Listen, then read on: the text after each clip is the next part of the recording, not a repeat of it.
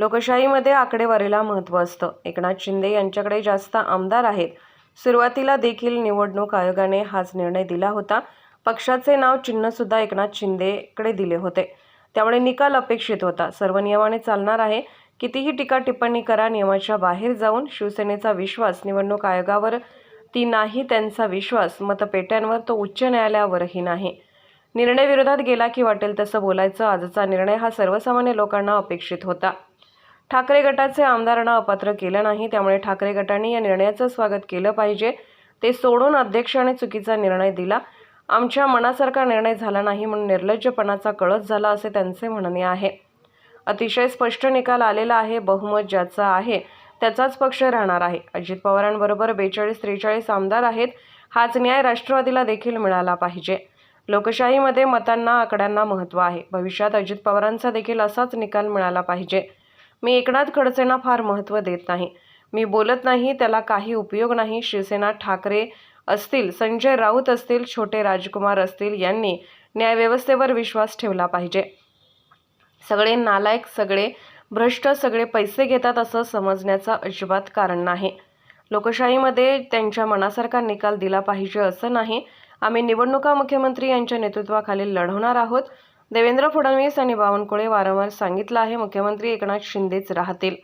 नाशिकच्या काळाराम मंदिराचा एक वेगळा इतिहास राहिलेला आहे. त्याची एक वेगळी पार्श्वभूमी आहे.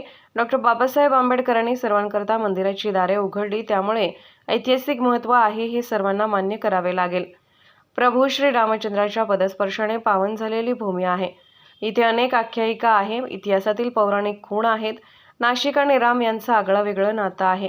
प्रभू श्री रामचंद्र 22 तारखेला आयोजित मंदिरात विराजमान होत आहे, त्यामुळे देशात एक वेगळं वातावरण आहे. निकालाची सर्वजण प्रतीक्षित होते. पुढे काय होणार असं देखील बोललं जात होतं.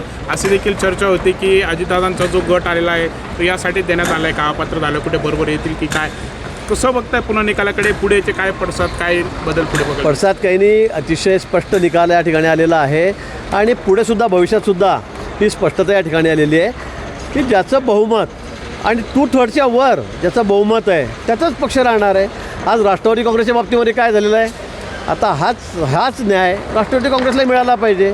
आज अजितदादांबरोबर 42-43च्या वर त्या ठिकाणी आमदार आहेत. 54पैकी 55पैकी सारखी परिस्थिती दोघांची त्या ठिकाणी आहे. त्यामुळे मला असं वाटतं की या लोकशाहीमध्ये डोक्यांना महत्त्व आहे, मतांना महत्त्व आहे, आकड्याला महत्त्व आहे.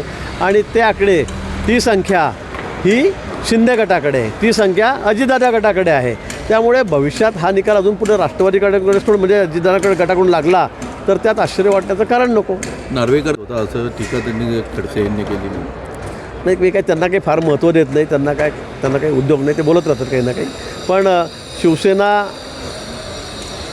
उद्धवजी असतील, संजय राऊत असतील, छोटे ठाकरेसाहेब आमचे राजकुमार असतील, हे जे म्हणत आहेत तर मला असं वाटतं की त्यांनी न्यायव्यवस्थेवर विश्वास ठेवायला शिकलं पाहिजे.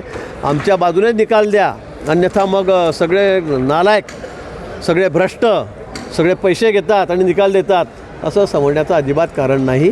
त्या लोकशाहीमध्ये असं त्यांच्या मताप्रमाणे निकाल झाला पाहिजे, दिला पाहिजे, असं होणार नाही.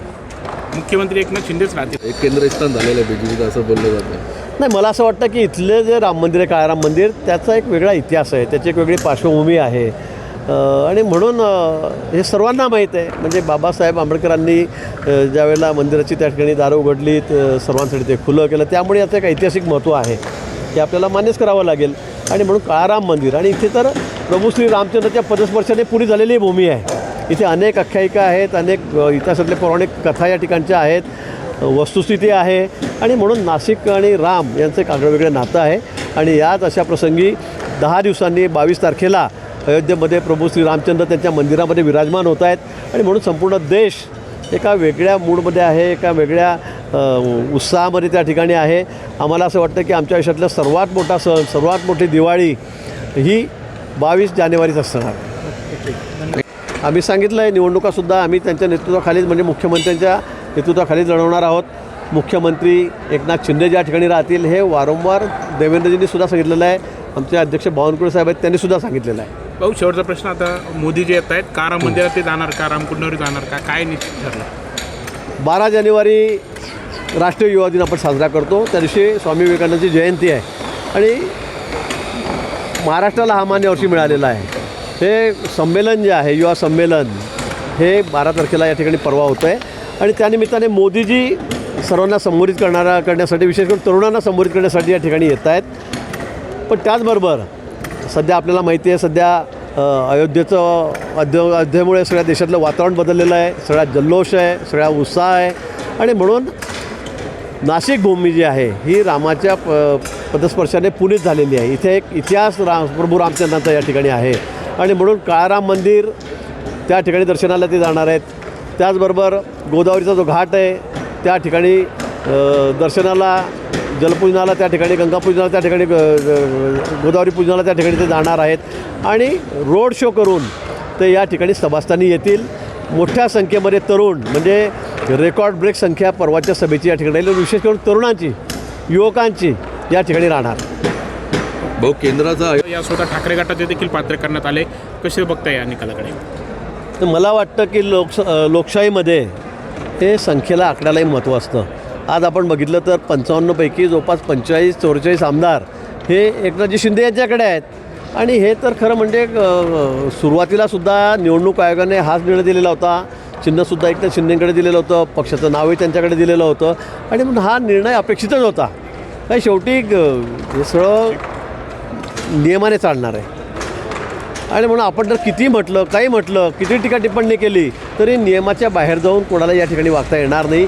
पण शिवसेनेचं असं झालं आहे की त्यांचा विश्वास निवडणूक आयोगावर त्या ठिकाणी नाही आहे, त्यांचा विश्वास त्या मतपेट्यांवर त्या ठिकाणी नाही आहे, त्यांचा विश्वास सर्वोच्च न्यायालयावर, हायकोर्टावर त्या ठिकाणी नाही आहे. म्हणजे आपल्या विरोधामध्ये निकाल गेला की मग वाटेल तसं बोलायचं, वाटेल तशी टीका टिप्पणी करायची, काही अवास्तव बोलायचं.